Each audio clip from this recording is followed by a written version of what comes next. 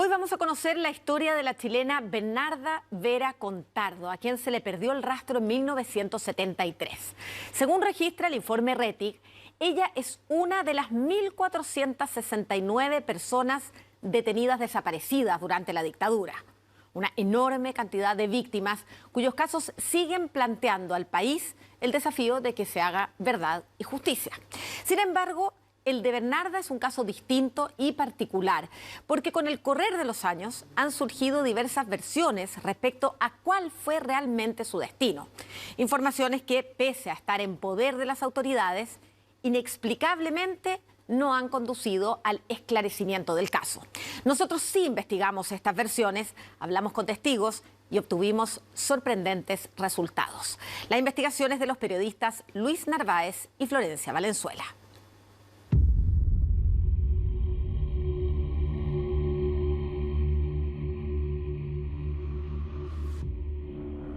El caso de la Bernardita para mí es terrible.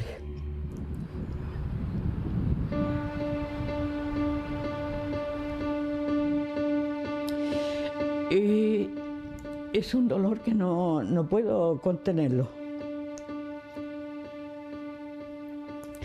No lo sé por qué. Es que yo creo sí, he luchado todos estos años en conocer la verdad y de ella no he sabido nada. Nada en concreto, esa es la verdad. El paradero de Bernarda Vera Contardo ha sido por años un misterio. Vivió en El Tume, una localidad ubicada en la región de Los Ríos, muy cerca de Panguipulli, hasta 1973. A Bernarda se le recuerda como una mujer feminista adelantada a su época. Con ella, por ejemplo, algunas mujeres habían aprendido que el hombre también podía cuidar a los niños, que podía ayudar a lavar la loza, para que ellas pudieran hacer algún tipo de otras actividades acorde al momento histórico que se estaba viviendo en ese entonces acá en el territorio. Tenía 26 años cuando dejó atrás su vida en Valdivia y a una pequeña hija a cargo de sus abuelos para hacer clases en una escuela rural de Puerto Fuy. Era profesora normalista, tal parece ser la huella que dejó que hasta un poema escribieron en su nombre. A Bernarda Vera, tu voz sonaba fuerte, enseñando en la vida de quienes aún no entienden por qué la muerte te alcanzó.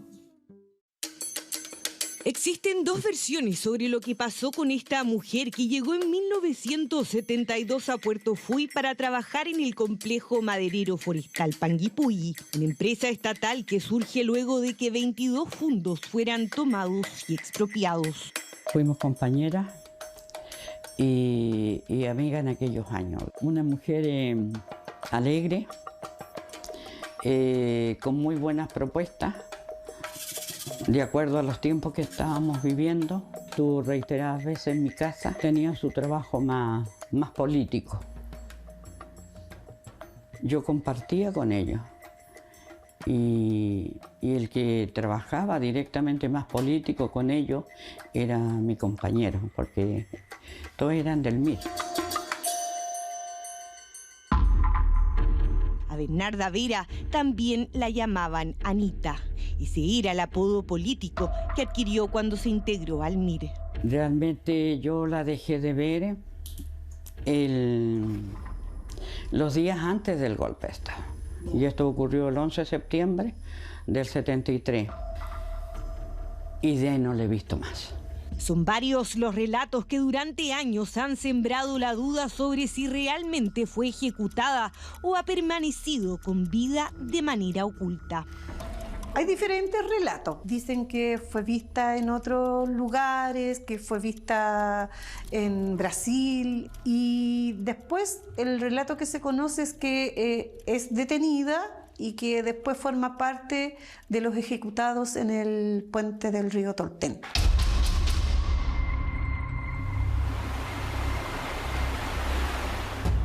A Bernarda se le acusaba junto a otros integrantes del MIR por haber asaltado el retén de carabineros de Neltume la madrugada del 12 de septiembre de 1973. El supuesto objetivo de ese ataque era el robo de armas para resistir a los militares que pronto llegarían a la zona tras el golpe de Estado. Un intento de asalto al retén principalmente con bombas Molotov, pero la dictadura lo levanta como una gesta heroica por parte de los carabineros. Pero después también la justicia transicional ha dejado en claro que los mismos carabineros fueron enviados por sus superiores a hacer disparos contra el retén, a hacer este montaje. Así se ve hoy el lugar de los hechos. Ya no existe el retén, pero hay un memorial que recuerda a los ejecutados por haber participado en dicho asalto, aunque algunos dudan de que Bernarda fuera parte de esa operación. Ella no estaba en el asalto al retén, pero sí formaba parte del grupo de muchachos que marcharon hasta el frontis del retén en ese momento. ¿Sí se le buscó por eso? Se le buscaba por eso porque, claro, como se le buscó a muchas otras personas más que tampoco estuvieron en ese momento acá, pero sin embargo igual se le persiguió. La versión oficial, la redactada en el informe Rettig, elaborado en Democracia en 1991, sostiene que Bernarda Vera presumiblemente fue detenida, fusilada sobre un puente del río Tolten y hecha a desaparecer por los militares en octubre de 1973 junto a 15 personas más. Pero la otra versión, que incluso cuenta un amigo del MIR, José Bravo, es que ella nunca fue detenida. Supuestamente, Bernarda o Anita escapó con él y otros militantes a la montaña. La Anita era una mujer delgada, digamos, pero de una vitalidad para poder soportar esa cosa de la vida caminando en la montaña y pasar el hambre. Como eran militantes del MIR y tenían una disposición y una voluntad, se van ellas con nosotros para la montaña. Y bueno, ellas tuvieron que sufrir toda la rigurosidad de andar en la montaña con miles de milicos a la cola. En este libro, José Bravo relata que se quedan hasta diciembre de 1973 en la montaña. Luego de esa fecha, el grupo se separa. Quedamos 9, de los 39 inicial que nos habíamos ido. Según relata, algunos huyen a Argentina. Bernarda Vera o Anita va en ese grupo que es liderado por Svante Grande, un sueco cuyo nombre político es Julio.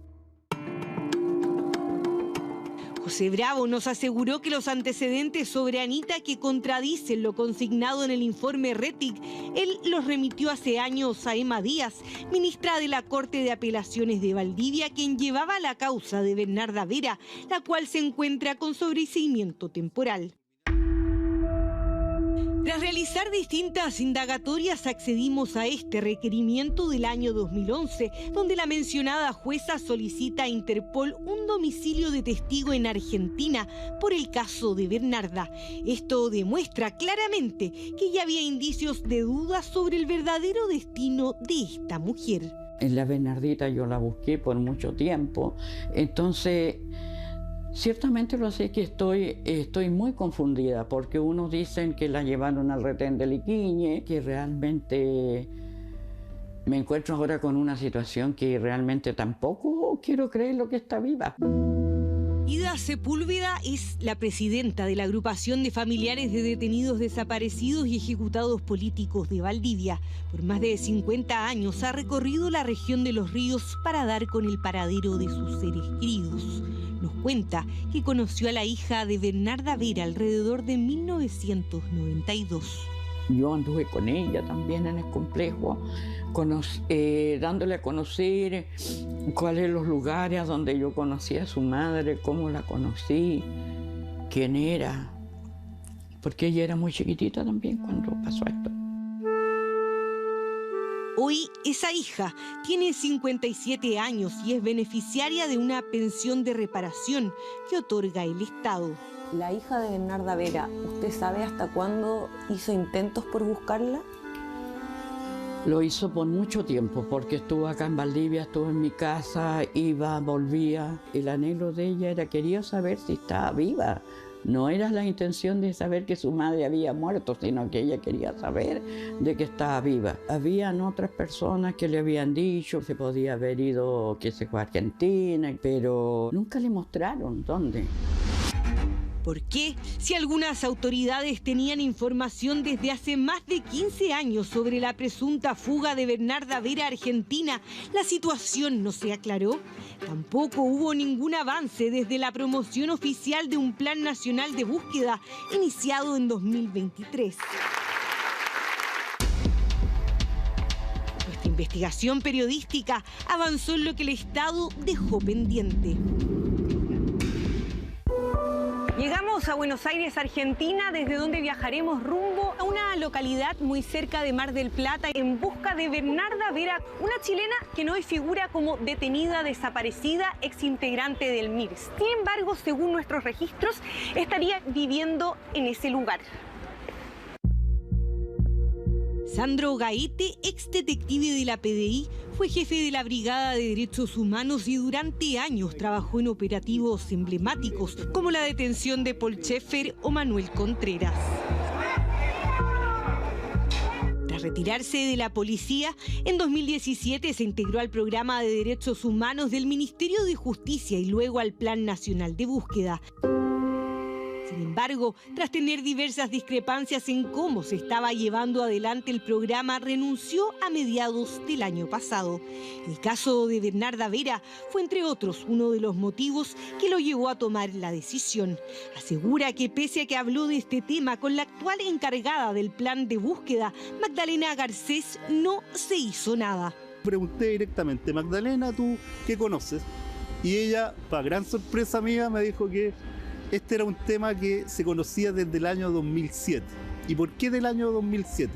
Porque el año 2007 estalló el primer escándalo por supuestos falsos detenidos desaparecidos, que investigó el ministro Alejandro Solís. Se investigaron en esa época. Y al interior del programa, me comenta Magdalena Garcés, se habló este tema para sumarlo a la investigación que tenía el ministro Alejandro Solís. Lamentablemente se resolvió no hacerlo. Por casi 2 décadas, los hechos no se aclararon, ni siquiera cuando a principios de 2024 surgieron nuevos antecedentes respecto de que Bernarda Vera podría estar viva. Primeros datos dan cuenta que hay un ciudadano, un revolucionario sueco, que se va con un grupo, logra escapar de la persecución de los militares, ¿cierto? Hay algunos enfrentamientos, él logra arrancar a Argentina. En el grupo que él logra salir, aparece una mujer. Tal como lo habíamos adelantado, esa mujer sería Bernarda Vera o Anita, su nombre en el MIR. El sueco es Svante Grande, el guerrillero conocido como Julio. Es más, en este libro escrito por el periodista Per Ulf Nilsson, se reconstruye la historia del sueco con relatos de Anita. Aquí describen el paso de Svante por Chile y posteriormente Argentina, donde muere en la selva de Tucumán en 1975. Se empiezan a hacer algunas indagaciones y se logra conocer, existía el testimonio del hermano sueco de este internacionalista que daba cuenta que él en Suecia había tenido contacto con una chilena apodada Bernie. En el libro incluso hay un diálogo donde el sueco se despide de su amiga Anita y le sugiere que contacte a su hermano en Suecia. Nos volveremos a ver. Anita, no olvides que volveremos juntos y continuaremos la lucha en Chile. Toma esta postal. He escrito un par de números de teléfono. Este es el de mi hermano y el otro el de un amigo. Si sucede algo, intenta llamarlos. Con los antecedentes expuestos comenzamos a indagar la ruta que podría haber hecho Bernarda. Tras su paso por Argentina, una persona con la identidad de Bernarda Vera salió con su marido argentino y un hijo recién nacido rumbo a Suecia. Allí fueron acogidos por la familia de Svante Grande y por el Estado sueco. Solicitamos antecedentes al Servicio de Migraciones de Suecia sobre Bernarda Vera y la respuesta nos confirma que el primer visado y permiso de residencia se le otorgaron el año 1978 y años más tarde, en 1984, se convirtió en una ciudadana sueca. Así, Bernarda dejó de tener cédula de identidad chilena. En conversación con Chilevisión Noticias, el autor del libro sobre Svante Grande y el propio hermano del guerrillero sueco nos aseguraron que Bernarda Vera es quien había sido conocida como Anita y que perdieron contacto con ella hace más de 30 años, pues al parecer habría retornado desde Suecia a Argentina. Tras solicitar información al Archivo Nacional de Suecia, constatamos que Bernarda Vera, nacida en Chile, tendría anulado su matrimonio con el chileno Arturo Rey y que del matrimonio con el argentino Jorge Swisser habría tenido un hijo en Argentina y 2 en Suecia.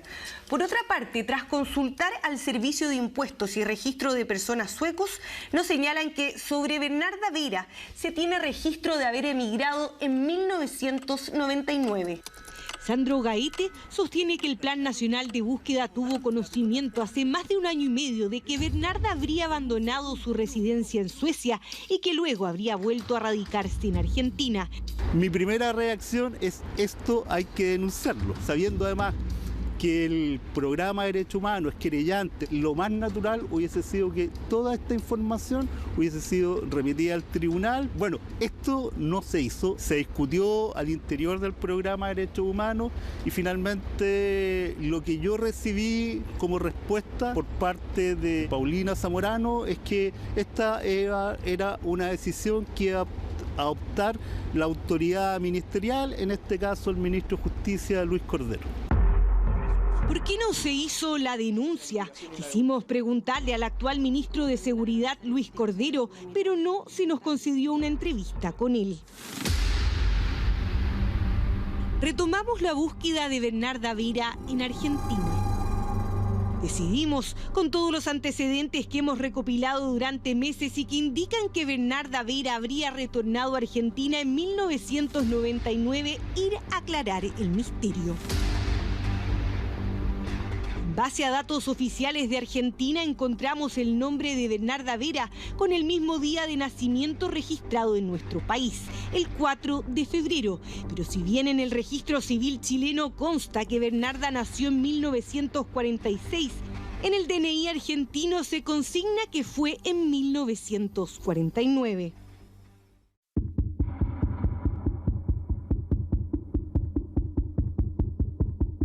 Hemos llegado a Miramar, una localidad muy cerca de Mar del Plata, aquí en Argentina. En esta ciudad de 33.000 habitantes, según nuestros antecedentes, viviría la chilena Bernarda Vera Contardo desde la década de los 90, al parecer con uno de sus hijos y nietos.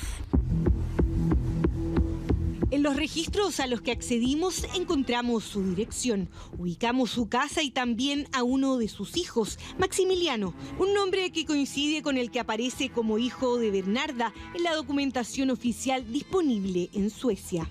Maximiliano trabaja como conserje en un edificio. Lo abordamos para preguntarle sobre los antecedentes de su madre como detenida desaparecida en Chile. Maximiliano reacciona sorprendido.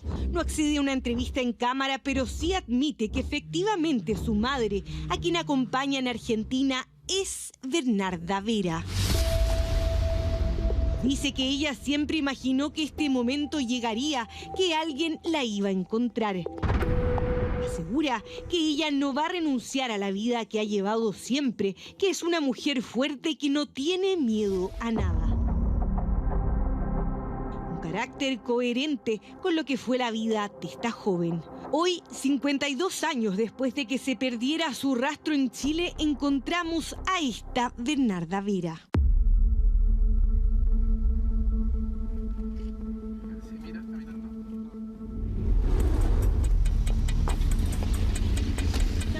Señora Bernarda. Sí. Hola, ¿cómo está? Yo soy de Chile, periodista de Chilevisión, de un canal de Chile. Quería ver si podía hablar con usted para saber de su historia. ¿Pero podemos hablar sin cámara? solamente queremos hablar con ella, que nos cuente su historia. Es que estamos haciendo un reportaje sobre su caso, entender solamente por qué figura como una detenida desaparecida. Están pasando por encima de las personas. No, pero podemos conversar sin cámara. La policía. Así es, esta vez nada. Por favor, ya la persona que vino sabe lo que yo pienso. Bernarda dice que no quiere hablar de su pasado. Su hijo reafirma que ella solo quiere tener una vida en paz.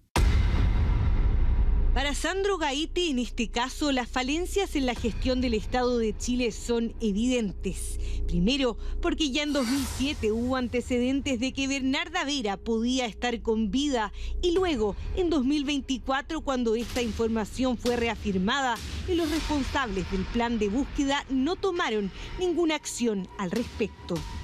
En el caso de Bernarda Vera, en particular, el Estado supo el año 2007. Según lo que dice Magdalena Garcés, que era abogado del programa de Derechos Humanos en esa época. Y además es la actual coordinadora del Plan Nacional de Búsqueda. El Estado chileno supo porque Paulina Zamorano, que es la jefa del programa de Derechos Humanos, recibió una minuta con estos antecedentes. Y esa información el Estado chileno la supo porque el ministro de Justicia tomó conocimiento de la época. Luis Cordero supo de estos datos y tomaron la decisión de no denunciarlo al tribunal como correspondía. Ni Luis Cordero, ni Paulina Zamorano, ni Magdalena Garcés accedieron a hablar con Chilevisión Noticias. El Ministerio de Justicia y Derechos Humanos decidió designar a la actual subsecretaria para responder a nuestras preguntas. La primera información documental que nosotros recibimos, concreta, fue en mayo de este año. Justo cuando nosotros empezamos a investigar. No tengo conocimiento de cuándo ustedes comenzaron la investigación. Entonces el año pasado no tuvieron nada concreto, nunca a través de un oficio recibieron algo que hiciera pensar que realmente podía estar viva. Por oficio, prueba documental, no, ninguna. En consideración a que a mí me habían dicho que la decisión de denunciar o no denunciar era de Luis Cordero, le planteo, ministro, esta situación es compleja, en algún minuto esto se va a conocer. Y el ministro me dice, no, lo estamos estudiando. Y ahí murió. ¿Y eso cuándo fue? Eso fue semanas antes de mi renuncia. Tiene que haber sido a mediados de junio del 2024. Desde principios de marzo del año 2024 se detectan por primera vez las incongruencias en los relatos de lo que habría pasado en el caso de Bernarda. Se distribuyen o se consulta a distintas instituciones. La primera vez que nosotros recibimos una información positiva, con información concreta respecto de este caso, fue en mayo de este año, del 2025, y apenas la recibimos fue puesta en conocimiento del ministro en visita.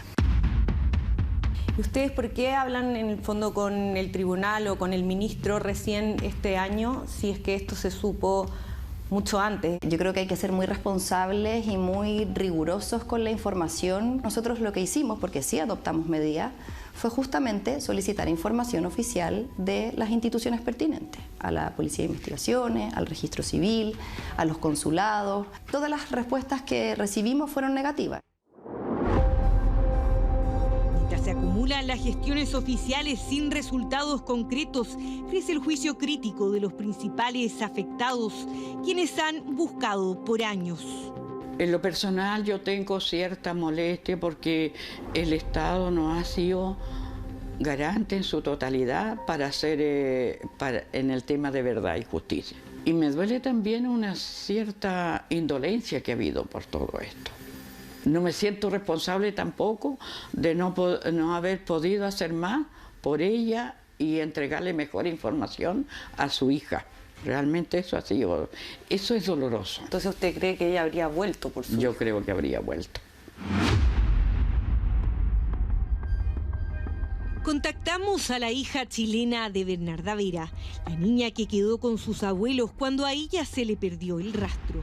Le explicamos los resultados de nuestra investigación. Por ahora decidió no darnos una entrevista, sin embargo nos advierte que está convencida de que si su madre estuviese viva, la habría contactado alguna vez. podemos comprometer y desde la palabra decir que estamos por buscar a los detenidos desaparecidos, pero en la práctica, lamentablemente, y con el dolor de mi corazón, te digo que en los hechos no se han adoptado las mejores decisiones. Las mejores decisiones, que duda cabe, debieran siempre estar orientadas a establecer verdad y justicia en los casos que siguen abiertos de más de 1.460 chilenos víctimas de desaparición forzada en dictadura. Una herida que sigue abierta y frente a la cual el propio Estado de Chile tiene una deuda y respuestas pendientes.